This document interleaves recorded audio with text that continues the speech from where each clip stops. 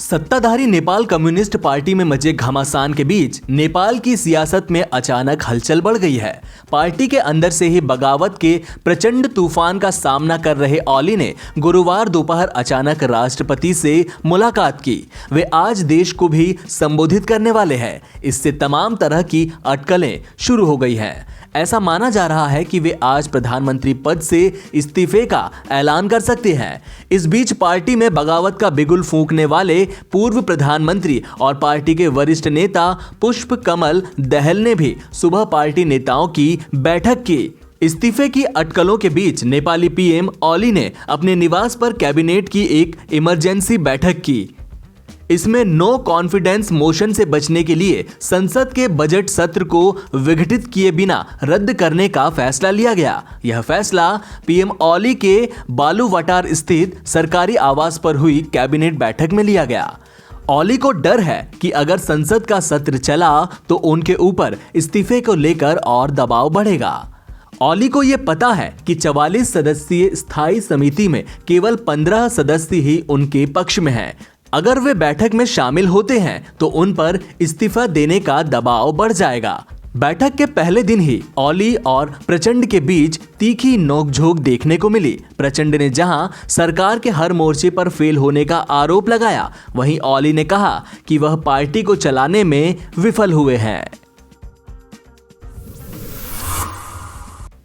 मध्य प्रदेश में आज हुए शिवराज सिंह चौहान कैबिनेट के विस्तार में सबसे ज्यादा फायदा ज्योतिरादित्य सिंधिया और उनके समर्थकों को हुआ है। बीजेपी के पुराने नेताओं को कैबिनेट से दूर रखकर सिंधिया के समर्थकों को एडजस्ट किया गया है। लंबे इंतजार के बाद मध्य प्रदेश में शिवराज सिंह चौहान कैबिनेट का गुरुवार को विस्तार तो हो गया, लेकिन नए मंत्रियों को देखकर लगता है कि बीजेपी का सबसे ज्यादा ध्यान मध्य प्रदेश में होने वाले उपचुनाव पर है। उपचुनाव में ज्यादा से ज्यादा सीटें जीतने की रणनीति के तहत ज्योतिरादित्य सिंधिया को सबसे ज्यादा महत्व दिया गया है, जबकि बीजेपी के अपने पुराने नेताओं को कैबिनेट में कम भागीदारी से संतोष करना पड़ा है। शिवराज कैबिनेट में आज जिन 28 मंत्रियों को शपथ दिलाई गई है, उनमें से 9 ज्योतिरादित्य सिंधिया के समर्थक हैं। तुलसी सिलावट और गोविंद सिंह पहले से ही मंत्री हैं। इस तरह सिंधिया समर्थक 11 पूर्व विधायकों को मंत्री बनाया गया है। सिंधिया के साथ कुल 22 पूर्व विधायकों ने कांग्रेस छोड़ बीजेपी का दामन थामा था। इनमें से आधे मंत्री बन चुके हैं। बाकियों में से भी कुछ को निगम मंडलों में एडजस्ट किए जाने की चर्चा है। सिंधिया समर्थकों को एडजस्ट करने की कोशिश में बीजेपी के पुराने नेताओं को मंत्री पद से वंचित रहना पड़ा है। राजेंद्र शुक्ला, रामपाल सिंह, गौरीशंकर बिसेन जैसे वरिष्ठ नेता कैबिनेट का हिस्सा नहीं बन पाए। ये सभी नेता सीएम शिवराज के करीबी माने जाते हैं और पहले उनकी कैबिनेट का हिस्सा भी रह चुके हैं। इस बार भी उनकी दावेदारी बेहद मजबूत थी, लेकिन अंतिम लिस्ट में उनके नाम शामिल नहीं किए गए। चीन को सबक सिखाने के लिए भारत उसे सामरिक और आर्थिक दोनों मोर्चे पर घेर चुका है। नई दिल्ली ने चीन को घेरने के लिए अब कूटनीतिक हथियार भी उठा लिया है। अब हांगकांग में चीन के नए सुरक्षा कानून पर चुप्पी साधने वाले भारत ने इशारों में इस कानून पर सवाल उठाए हैं और दो टूक सुना दिया है। बुधवार को जिनेवा में संयुक्त राष्ट्र मानवाधिकार परिषद में भारत ने कहा कि हांगकांग को स्पेशल एडमिनिस्ट्रेटिव रीजन बनना चीन का घरेलू मामला है, लेकिन भारत हाल की घटनाओं पर करीबी नजर रखे हुए है। जिनेवा में संयुक्त राष्ट्र में भारत के स्थायी प्रतिनिधि राजीव चंदर ने कहा कि हम हाल की इन घटनाओं पर चिंता जताने वाले कई बयान सुन चुके हैं। हमें उम्मीद है कि संबंधित पक्ष इन बातों का ध्यान रखेंगे और इसका उचित, गंभीर और निष्पक्ष समाधान करेंगे।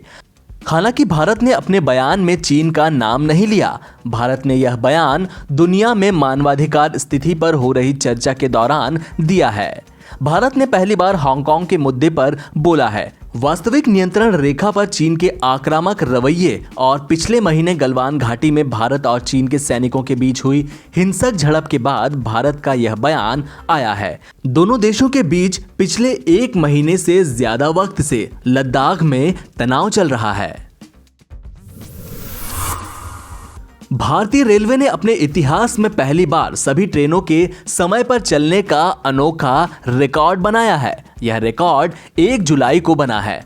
रेलवे ने बताया कि 1 जुलाई को सभी 201 ट्रेनें समय पर गंतव्य तक पहुंची। सभी ट्रेनों के समय पर चलने का पिछला रिकॉर्ड 23 जून 2020 को था, जब 99.54% ट्रेनें समय पर चली थीं। आपको बता दें कि भारतीय रेलवे की लेट लतीफी किसी से छिपी नहीं है।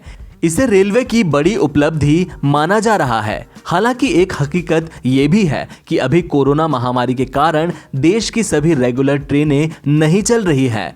भारतीय रेलवे ने बताया कि रेलवे के इतिहास में पहली बार 100% ट्रेनों के समय पर चलने का रिकॉर्ड बना है। 23 जून 2020 को 99.54% ट्रेनें समय पर चली थी, जबकि एक ट्रेन देरी से गंतव्य पर पहुंची थी। रेल मंत्री पीयूष गोयल ने ट्वीट कर कहा कि ट्रेनें फास्ट लेन में चल रही हैं और अपनी सेवाओं में लगातार बेहतरीन सुधार कर रही हैं। भारतीय रेलवे ने 1 जुलाई 2020 को 100% ट्रेनों के समय पर गंतव्य पर पहुंचने का रिकॉर्ड बनाया। पिछले सप्ताह रेलवे ने कोरोना महामारी को देखते हुए सभी रेगुलर मेल, एक्सप्रेस और पैसेंजर ट्रेनों की सेवाएं 12 अगस्त तक के लिए रद्द कर दी थी। रूस में हुई हालिया वोटिंग व्लादिमीर पुतिन के लिए बड़ी खुशखबरी लेकर आई है। व्लादिमीर पुतिन अब 2036 तक सत्ता में काबिज रह सकेंगे। वहां की जनता ने इस संविधान संशोधन को मंजूरी दे दी है। दरअसल रूस के राष्ट्रपति व्लादिमीर पुतिन को 2036 तक पद पर बने रहने का प्रावधान करने वाले संविधान संशोधन कानून पर जनता की राय मांगी गई थी। इस वोटिंग में जनता ने संशोधन को मंजूरी दे दी है। अब संविधान संशोधन कानून के जरिए पुतिन का वर्तमान कार्यकाल समाप्त होने के बाद उन्हें 6 साल के 2 अतिरिक्त कार्यकाल के लिए राष्ट्रपति पद मिलना तय है।